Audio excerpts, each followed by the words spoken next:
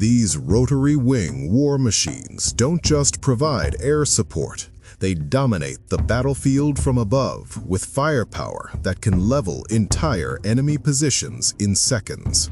We start our list with primary attack helicopters.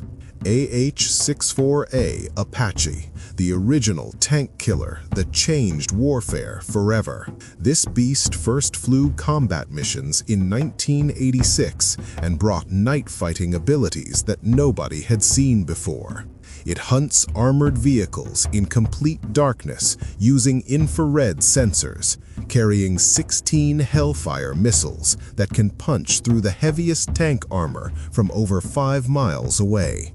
The twin-engine design means it can still fly home even if one engine gets hit, a critical feature when you're operating deep behind enemy lines.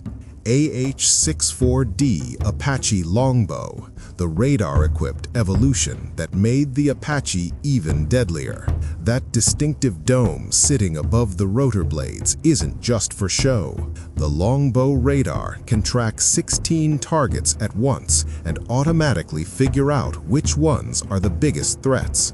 The helicopter can pop up from behind a hill for just 3 seconds, scan everything on the battlefield, drop back into cover, and fire missiles at tanks the crew never even saw directly. It's like having X-ray vision combined with a photographic memory. AH-64 Apache Guardian, the most advanced attack helicopter flying today. This current model controls drones from the cockpit, shares targeting information instantly with ground troops, and has engines powerful enough to operate in the thin mountain air of Afghanistan, where earlier versions struggled. The digital systems are so networked that when one Guardian spots an enemy, every friendly aircraft and ground unit knows about it immediately. AH-1F Cobra, the Vietnam legend that kept fighting for decades. The Army flew these slim, aggressive-looking gunships well into the 1990s while waiting for enough Apaches to replace the fleet. The Cobra was the first helicopter ever designed purely for attack rather than transport, with a narrow body that made it incredibly difficult to hit, and a rotating chin turret that could aim at targets regardless of which direction the helicopter was facing. AH-1S Modernized Cobra, the upgraded tank killer version.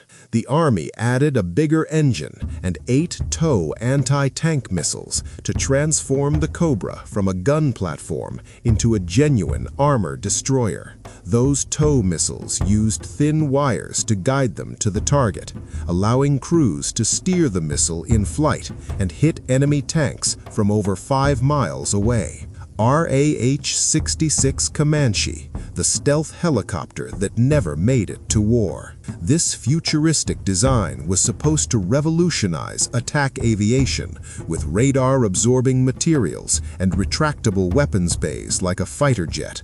The Army spent $8 billion and built 2 flying prototypes that actually performed incredibly well in tests.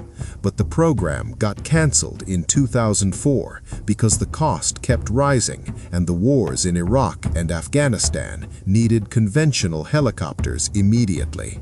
Moving on to reconnaissance and light attack helicopters. OH-58D Kiowa Warrior, the eyes of the Army for over 3 decades. This scout helicopter had a distinctive mast-mounted sight sitting above the rotor blades that let it peek over hills and buildings without exposing the entire aircraft. The Kiowa Warrior could also fight for itself with rockets and Hellfire missiles, making it perfect for both scouting missions and direct combat. AH-6M Littlebird, the special operations legend that thrives in tight urban combat. This tiny helicopter is so compact it can land on rooftops and weave between buildings where larger attack helicopters can't go. Special operations units love it because the small size makes it incredibly agile and difficult to hit, while the weapons pods can still carry rockets and miniguns. MH-6M Littlebird, the armed transport version that does double duty. This variant can carry up to 6 operators sitting on external benches while still packing offensive weapons. It's the perfect insertion platform for quick raids because it can drop troops directly onto a target building's roof, provide covering fire, and extract them just as fast. AH-64 Kiowa, the original scout that started it all. Thousands were built starting in the late 1960s, and they served in Vietnam as the eyes and ears for ground commanders. The basic design was so solid that the Army kept upgrading it for decades rather than replacing it entirely. Next up, multi-role combat helicopters. UH-60L DAP Blackhawk, the direct-action penetrator that turns a transport into a gunship. This heavily armed variant adds stub wings loaded with rockets, Hellfire missiles, and externally mounted miniguns, while still keeping the ability to carry troops inside. The firepower rivals dedicated attack helicopters, but with the added flexibility of carrying a full assault team. MH-60L Blackhawk, the special operations variant built for high-risk missions. This version includes advanced navigation systems, aerial refueling capability, and defensive countermeasures to survive in hostile territory. The 160th Special Operations Aviation Regiment flies these on the most dangerous missions where failure isn't an option. CH-47D Chinook with defensive armament, the heavy lifter that can fight back. This massive twin-rotor helicopter primarily carries cargo and troops, but mounts M240 machine guns or miniguns in multiple door and window positions. Some special operations Chinooks add even heavier weapons, including GAU-17 miniguns and GAU-21 50 caliber machine guns. Let's look at specialized and legacy systems. AH-64 Cheyenne, the advanced attack helicopter that was too ambitious for its time. This compound helicopter combined a traditional rotor with a pusher propeller that gave it speeds over 240 miles per hour.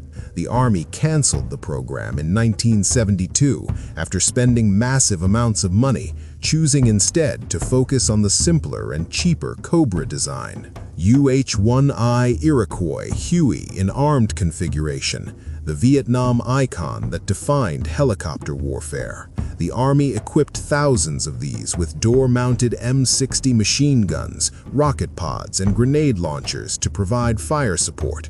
The distinctive whump-whump rotor sound became synonymous with the Vietnam War. FARA, Future Attack Reconnaissance Aircraft, the program designed to replace the retired Kiowa. Two companies built flying prototypes with radical designs, including pusher propellers and reduced noise systems. However, the Army canceled the entire program in 2024, deciding instead to invest in drones and upgrading existing Apache helicopters.